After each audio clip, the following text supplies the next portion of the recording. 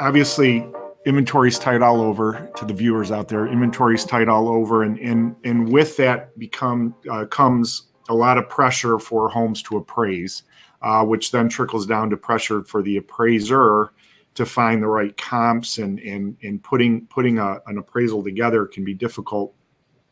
When there's tight inventory, and overbidding, it could create appraisal problems. And what we've seen from our end, from a statewide average in Michigan, this is homes all over, not just homes that we finance or homes that you sell. Typically, in a normal market, we see unsupported sales where sales don't meet the appraisals don't meet the sale price, is usually about 6 to 8% of the market. Over the last couple months, we've seen it trending to 23 to 25% of the market. So the competitive pressures are difficult. All the reason why we have to become creative from the standpoint of not trying to do anything that our buyers or sellers don't want to do, but creative in a way to help the situation, give options, give ideas to our buyers and sellers. So let's talk a little bit about how to craft offers that win.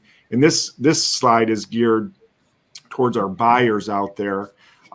So Camille, let's go back to you. Select one of those on the list of all the different ways that realtors are being creative out there, and talk about it if you could. Yeah, absolutely. I think all of these are great options, and I've personally dabbled in every one of them with my buyers. But for me, I work with a lot of millennial first-time, maybe second-time home buyers, and they may not have as much wiggle room for the offers that they put in with down payment, things like that. So the Good to Go program through John Adams, I've had a couple instances where that has helped tremendously with my buyers. And what the Good to Go program does is, with a buyer, you typically get your buyer pre-approved before you submit an offer. Good to Go pre-approval for the buyers gets them completely through underwriting. So they've pretty much attained every financial for their contingency that they've hit for their offer.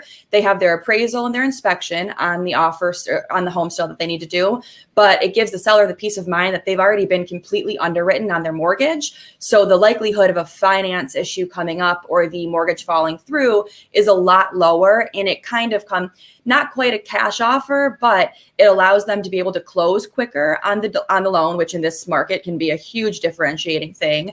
And it just gives the seller peace of mind that they're willing to get fully underwritten. They've done what they needed to do. They're good to go, essentially. And that's helped my buyers get the offer a few times. And it's been something I've been trying to push to my buyers to be cognizant of, so that they can get the process going before we even start looking at houses. So that way, if they see house number one and they love the home, they're good to go with their pre-approval, they're underwritten, and we can go ahead and have that presented to the sellers and hopefully give them a little bit of a leg up in the situation. Yeah, great idea, Camille. Suzanne, if you could touch on one of these options as well. Sure. I think speaking with the listing agent and asking really good questions, being a question master and understanding what that specific seller's unique position might be, and asking the question in a way that helps you craft a unique offer that puts your buyers in the best position to win is most important. So I just simply ask, obviously, other than price, what would be important to your sellers that would make us the absolute no-brainer winner, buyer, owner of the next house? And typically the agent will really ponder that and give us potentially some inside information into what really would be important to those individual sellers, whether it's extended occupancy, or something that they have a concern with that creates anxiety for them in the move, having more time to be able to find the new house, whatever that is. And then beyond that, I always coach my people to write a letter, but not a letter about themselves, a letter about what touched them about the house, something that will connect them with the seller and touch the seller about why they feel it's meant to be their new home. And that really speaks volumes. I've had people win offers not being the highest price, being in the ballpark, but not being the highest priced offer. and certainly not coming in with the best financing terms. And there is emotion tied to some place you've lived and created memories. And I think that's really powerful.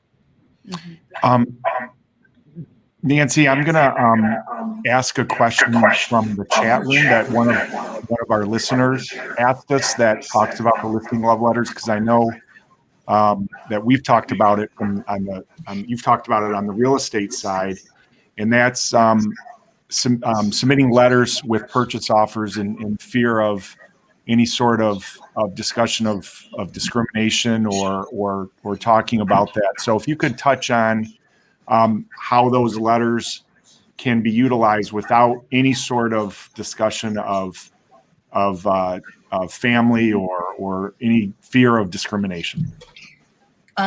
So I'll be honest, Larry, this is a very hot topic right now, especially with our current climate here in this country and all the concerns about discrimination or inequity. And so traditionally, we've always had buyers write that love letter. Nowadays, if you're the listing agent, you're going to have a conversation with your seller, and you're going to ask their permission possibly not to forward those letters, or you're going to make the parameters of those letters very clean in terms of your listing, saying letters will not be presented if they mention familial status, religion, right? I mean, you could quantify what does or doesn't get through.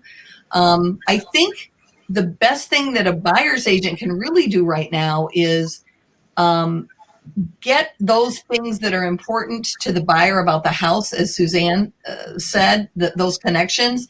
And in the cover letter that goes over with the offer, really hammer home some of that stuff, because that stuff will go through, that will get through the seller's agent filter most of the time, and will be presented along with the offer.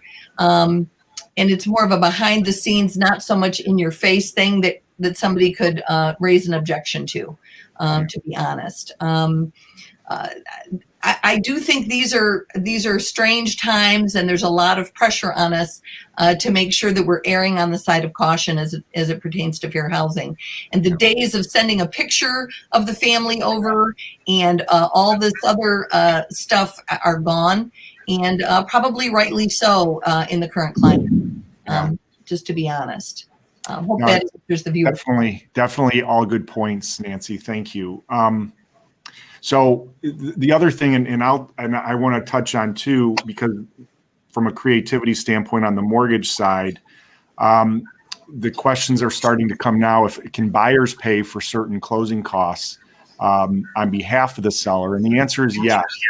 Depending on the mortgage, depending on the costs, they are able to pay for some of the seller's costs. But from the lending side, we have to know what those are up front so we can properly disclose and approve the buyer based on the costs that they would be paying. Things like transfer tax, which is a seller's cost, title insurance on the seller side, closing fees, some commissions. All of that can be paid by the buyer on behalf of the seller.